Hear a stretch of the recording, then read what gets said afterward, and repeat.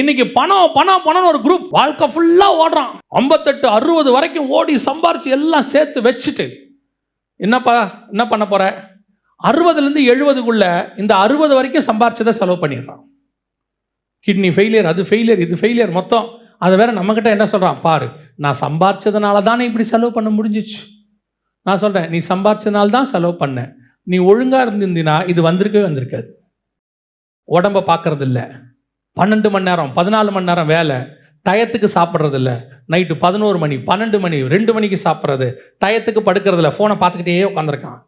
நல்லா கவனிங்க, எல்லாத்துக்கும் ஒரு பிரமாணம் இருக்கு. என்ன சாப்பிட்ணும், எப்போ சாப்பிட்ணும் இருக்கு.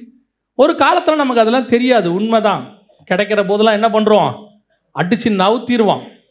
ஒரு இடத்துல கத்தர் ஒரு அலாரம் கொடுப்பாரு, இங்கே கொஞ்சம் ஸ்டாப் பண்ணிக்கன்னு. அந்த அலாரத்தை கேட்டு நீங்கள் ஸ்டாப் பண்ண தொடங்கிட்டீங்கன்னா டாக்டர்கிட்ட போக வேண்டிய வேலையே இருக்காது.